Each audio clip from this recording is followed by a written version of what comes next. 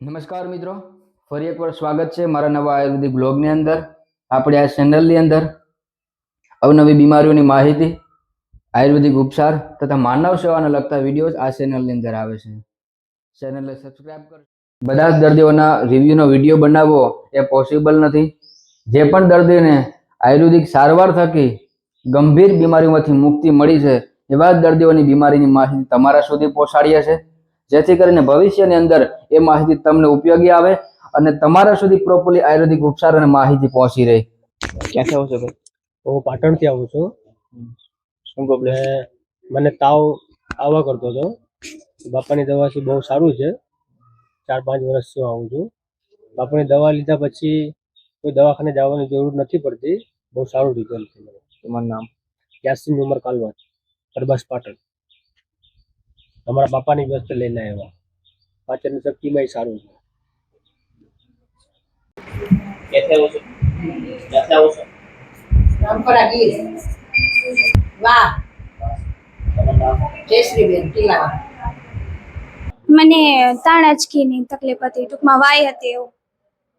એટલે મેં 5 વર્ષથી બધીની અલગ અલગ દવા લીધી. 7 વર્ષ સુધી મેં અલગ અલગ દવા રાખી. એમાં રાજકોટની નંબર 1 ગોકુલ હોસ્પિટલ, પછી રાજકોટની સિવિલ હોસ્પિટલ, એના પછી અમદાવાદ, અહીંયા બધા જગ્યાએ બતાવ્યું. પછી ત્યાં અમે MRI કરાવ્યો, CT સ્કેન કરાવ્યું, પણ ત્યાં CT સ્કેન કે MRIમાં કંઈ રિપોર્ટમાં આવતું નહોતું. પછી અમે અહીંયા આવ્યા. એટલે અહીંયા આવ્યા એટલે ખ્યાલ આવ્યો કે મગજનું જે લોહીનું સર્ક્યુલેશન છે બ્લડનું એ ઓછું છે, બ્લડ જાડું છે એના કારણે. એટલે પછી અહીંયાથી દવા ચાલુ કરી. તો અહીંયા અત્યારે હું દવા લઉં છું અને 6 મહિના જેવું થઈ ગયું, પણ અત્યારે 6 મહિનામાં એક પણ વાર મને કન્વર્ઝન કે બીજું કંઈ રિપીટ નથી.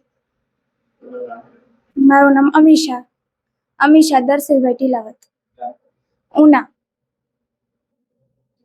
આમનું યોગ્ય થોડુંક એજ્યુકેશન હોય એટલે સારવાર મળી રહે બેન.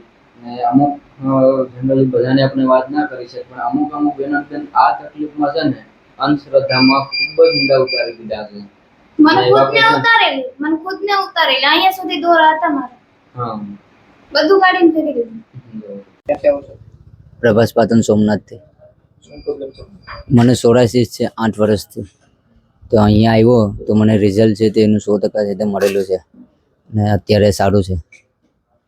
કયું ગામ? અમારું પાટણ સોમનાથ. નામ વિનોદ રામાભાઈ પરમાર. ક્યાંથી આવો છો? સોમનાથ પાટણ તમારું નામ? ભગવાન સામે શું પ્રોબ્લેમ હતી તમને? આટલું કમ મળ્યું. ત્યારે કેવું લાગે છે? થોડીક રાહત થઈ ગઈ. અબાકાની રાહત થઈ ગઈ.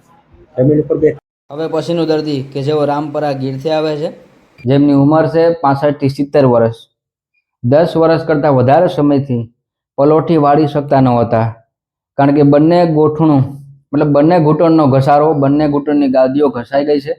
સાંભળીએ એમના મોઢે શું કહે છે. માજી સાવ તો વળતા નથી ને, પલોઠી વળે છે. આની નથી વળતી. આ સેજ આમ જોતું આમ નીચે ગઈ કે પછી ઊભું થાંભો થતી. બાકી પલોઠી તો વળતી જ નથી ને, કેટલાક સમયથી નથી વળતી. 10 વર્ષથી વધારે. 8-10 વર્ષ.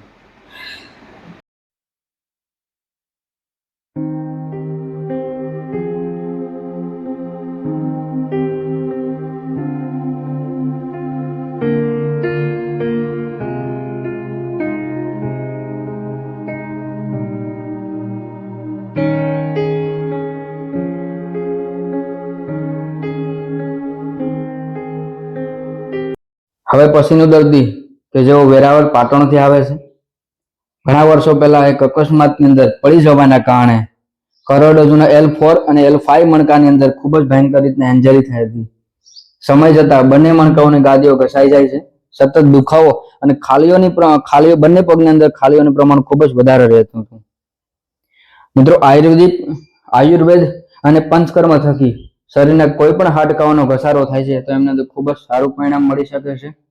મળશું મિત્રો એક નવા વિડીયોની સાથે, એક નવી માહિતીની સાથે.